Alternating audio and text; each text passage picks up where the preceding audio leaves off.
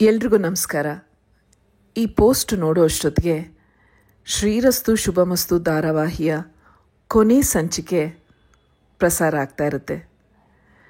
ಶ್ರೀರಸ್ತು ಶುಭಮಸ್ತು ಧಾರಾವಾಹಿನ ತುಳಸಿ ಪಾತ್ರನ ಒಪ್ಕೊಂಡು ಮೆಚ್ಕೊಂಡಿದ್ದಕ್ಕೆ ನಿಮ್ಮೆಲ್ಲರಿಗೂ ಅನಂತ ಧನ್ಯವಾದಗಳು. SRSM ಬಗ್ಗೆ ಒಂದು ಇಂಟ್ರೆಸ್ಟಿಂಗ್ ವಿಷಯ, ಜೊತೆಗೆ ಇದು ಯಾಕೆ ನನ್ನ ಮನಸ್ಸಿಗೆ ಇಷ್ಟೊಂದು ಹತ್ತಿರವಾದ ಒಂದು ಪ್ರಾಜೆಕ್ಟ್ ಅಂತ ನಿಮ್ಗಳ ಜೊತೆ ಹಂಚ್ಕೋತೀನಿ. ನನಗೆ SRSM ಫಸ್ಟ್ ಟೈಮ್ ಆಫರ್ ಬಂದಿದ್ದು January 31, 2021. ಸುಧೀಂದ್ರ ಭಾರದ್ವಾಜ್ ಅವ್ರು ಕಾಲ್ ಮಾಡಿಬಿಟ್ಟು ಈ ಥರ ಒಂದು ಧಾರಾವಾಹಿ ಇದೆ, ಅದರ ಲೀಡ್ ರೋಲ್ನ ನೀವು ಪ್ಲೇ ಮಾಡಬೇಕು ಅಂತ ಹೇಳಿದ್ರು. ಇದು ಒರಿಜಿನಲಿ ಒಂದು ಮರಾಠಿ ಧಾರಾವಾಹಿ, ನಾನು ಲಿಂಕ್ ಕಳಿಸ್ತೀನಿ ನೋಡಿ ಅಂತ ಹೇಳಿದ್ರು. ನನಗೆ ಇವತ್ತೂ ನಾನು ಯಾವ ಶೂಟಿಂಗಲ್ಲಿದ್ದೆ, ಅದು ಯಾವ ಜಾಗ, ಅವತ್ತು ಯಾವ ಸನ್ನಿವೇಶ ಶೂಟ್ ಮಾಡ್ತಾಯಿದ್ವಿ ಅನ್ನೋದು ನೆನಪಿದೆ. ಝೀ ಕನ್ನಡದಲ್ಲಿ ಬರ್ತಾ ಇದ್ದಂಥ ಇನ್ನೊಂದು ತುಂಬ ಫೇಮಸ್ ಧಾರಾವಾಹಿ ಜೊತೆಯಲ್ಲಿ ಶೂಟಿಂಗ್ನಲ್ಲಿದ್ದೆ. ಬಸವನಗುಡಿ ಕೆಫೆ ಶ್ರೀ ಹೌಸಲ್ಲಿ ಶೂಟ್ ಮಾಡ್ತಾಯಿದ್ವಿ. ಅವತ್ತು ನನಗೆ ಈ ಫೋನ್ ಕಾಲ್ ಬಂದಿದ್ದು. ಅವ್ರು ಕಳಿಸಿದ ಲಿಂಕ್ ನೋಡಿದೆ. ಆಗ ನನ್ನಲ್ಲೇ ಒಂದು ಭಯ, ಕನ್ಫ್ಯೂಷನ್, ಇದು ಇಷ್ಟೊಂದು ಸೆನ್ಸಿಟಿವ್ ಸಬ್ಜೆಕ್ಟು, ಈ ಥರ ಒಂದು ಪಾತ್ರ ಮಾಡೋಕ್ಕಾಗತ್ತಾ, ಅಥವಾ ಈ ಕಥೆನ ಜನ ಒಪ್ಕೋತಾರ ಅಂತ. ಜೊತೆಗೆ ಸೀರಿಯಲ್ ಅಂದರೆ ಒಂದು ಲಾಂಗ್ ಟರ್ಮ್ ಕಮಿಟ್ಮೆಂಟ್, ಹೀಗಿದೆಲ್ಲ ಬೇಕಾ, ಆಗತ್ತಾ, ನಾನು ಈ ಒಂದು ಧಾರಾವಾಹಿನ ಒಪ್ಕೊಂಡ್ರೆ ಬೇರೆ ಏನು ಮಾಡೋದಕ್ಕೆ ಆಗೋದಿಲ್ಲ, ಈ ಥರ ಏನೇನೋ ಥಾಟ್ಸ್ ಓಡ್ತಾ ಇತ್ತು. ಆದರೆ ಅಷ್ಟರಲ್ಲಿ ಕೋವಿಡ್ ಸೆಕೆಂಡ್ ವೇವ್ ಬಂತು. ಇಡೀ ಪ್ರಪಂಚನೇ ಶಟ್ ಡೌನ್ ಆಯಿತು. ಲಾಕ್ಡೌನ್ ಎಲ್ಲ ಮುಗಿದು ಮತ್ತೆ ಎಲ್ಲ ಕಡೆ ಆ್ಯಕ್ಟಿವಿಟೀಸ್ ಶುರು ಆದಮೇಲೆ ನಾನು ಅಟೆಂಡ್ ಮಾಡಿದಂಥ ಮೊದಲನೇ ಕಾರ್ಯಕ್ರಮನೇ ಝೀ ಕುಟುಂಬ ಅವಾರ್ಡ್ಸ್. ಅದಾದಮೇಲೆ ಮತ್ತೆ SRSM ಬಗ್ಗೆ ಮಾತುಕತೆ ಶುರು ಆಯಿತು. ಆಗಲೂ ನಾನು ಅಷ್ಟೊಂದು ಇಂಟ್ರೆಸ್ಟ್ ತೋರಿಸ್ಲಿಲ್ಲ, ಏಕೆಂದರೆ ಎಮೋಷ್ನಲಿ ನಾನು ಒಂದು ತುಂಬ ಲೋ ಫೇಸಲ್ಲಿದ್ದೆ. ಅದಾದಮೇಲೆ ಮತ್ತೆ ಇನ್ನೊಂದು ಝೀ ಕಾರ್ಯಕ್ರಮಕ್ಕೆ ಹೋದೆ, ಮತ್ತೆ ಮಾತುಕತೆ ಶುರುವಾಯಿತು. ಇದೆಲ್ಲದರ ನಡುವೆ ಈ ಡಿಸ್ಕಷನ್ಸು, ಮಧ್ಯದಲ್ಲಿ ಕೆಲವು ತಿಂಗಳುಗಳು ಸೈಲೆನ್ಸು, ಹೊಸ ಡೆವಲಪ್ಮೆಂಟ್ಸು, ಚೇಂಜಸ್ಸು, ಏನೇನೋ ನಡೀತಾ ಇತ್ತು. ಬಟ್ ಕೊನೆಗೆ ಅಂತೂ ಇಂತೂ 2022ನಲ್ಲಿ ಒಂದು ಫುಲ್ ಫ್ಲೆಜ್ಡ್ ರೀತಿನಲ್ಲಿ ಶೂಟಿಂಗ್ ಶುರುವಾಯಿತು.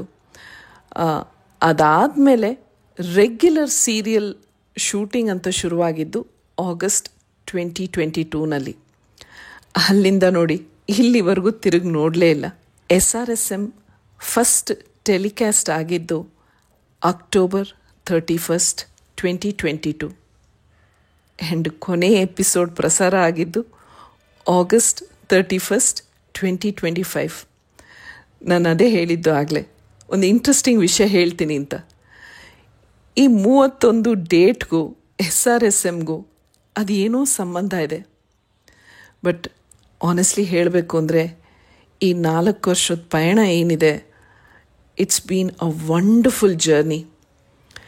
ನಾನೇನಾದರೂ ಇದನ್ನು ಒಪ್ಕೊಂಡು ಮಾಡಿರಲಿಲ್ಲ ಅಂದರೆ I would have missed out on something so beautiful and so memorable. First shooting ಶುರು ಆದಾಗ 1-2 ತಿಂಗಳು ನನಗೆ ತುಂಬಾ ಕಷ್ಟ ಆಯಿತು ಅಡ್ಜಸ್ಟ್ ಆಗೋದು. ಲಾಂಗ್ ವರ್ಕಿಂಗ್ ಅವರ್ಸು, ತುಂಬ ದೂರ ಟ್ರಾವೆಲ್ ಮಾಡಬೇಕಾಗಿತ್ತು. ಜೊತೆಗೆ ನಾನು ಆಗಲೇ ಹೇಳಿದ್ನಲ್ಲ, ನಾನು ಎಮೋಷ್ನಲಿ ಸ್ವಲ್ಪ ಲೋ ಇದ್ದೆ ಅಂತ. ಏಕೆಂದರೆ ನನ್ನ ತಂದೆ ತಾಯಿನ, ಅಣ್ಣನ, ಅತ್ತಿಗೆನ ಒಂದು 4 ವರ್ಷದ ಸ್ಪ್ಯಾನ್ನಲ್ಲಿ ಎಲ್ಲರನ್ನೂ ಕಳ್ಕೊಂಡಿದ್ದೆ.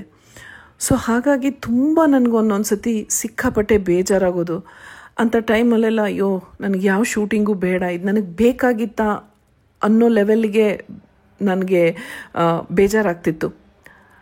ಆದರೆ ಎಲ್ಲೋ ಒಂದು ಕಡೆ ಹೋಗ್ತಾ ಈ ಇಡೀ ತಂಡ ನನಗೆ ಎಷ್ಟು ಅಡ್ಜಸ್ಟ್ ಆಗೋಯ್ತು ಅಂದರೆ, ಇಡೀ SRSM ಟೀಮ್ ಇರ್ಬೋದು, ಚಾನಲ್ ಕಡೆಯಿಂದ ಇರ್ಬೋದು, ಪ್ರತಿಯೊಬ್ಬರು ನನಗೆ ತುಂಬ ಹತ್ತಿರ ಆಗೋದ್ರು.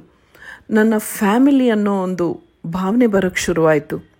ಆ್ಯಂಡ್ ಇದೆಲ್ಲದ್ರ ಜೊತೆಗೆ ನನ್ನಲ್ಲೊಂದು ಹಠ ಇತ್ತು, ಏನೇ ಆಗಲಿ ಇದನ್ನು ಒಂದು ಚಾಲೆಂಜಾಗಿ ತಗೋಬೇಕು, ನಾನು ಈ ಪಾತ್ರನ ಚೆನ್ನಾಗಿ ಮಾಡಬೇಕು ಅನ್ನೋದೊಂದು ಚಾಲೆಂಜ್ ಇತ್ತು. ಆ್ಯಂಡ್ ಈ ಪ್ರಾಜೆಕ್ಟ್ ಸಕ್ಸಸ್ಫುಲ್ ಆಗಬೇಕು ಅನ್ನೋ ಒಂದು ಚಾಲೆಂಜ್ ಕೂಡ ಇತ್ತು. ಸೊ ಹಾಗಾಗಿ ಇವರೆಲ್ಲರ ಬಗ್ಗೆ ನಾನು ಒಂಥರ ಪೊಸೆಸಿವ್ ಆಗೋಕ್ಕೆ ಶುರು ಆಗಿಬಿಟ್ಟೆ. ಫ್ಯಾಮಿಲಿ ಅಂದಮೇಲೆ ಆ ಪೊಸೆಸಿವ್ನೆಸ್ ಇದ್ದೇ ಇರುತ್ತೆ ಅಲ್ವಾ.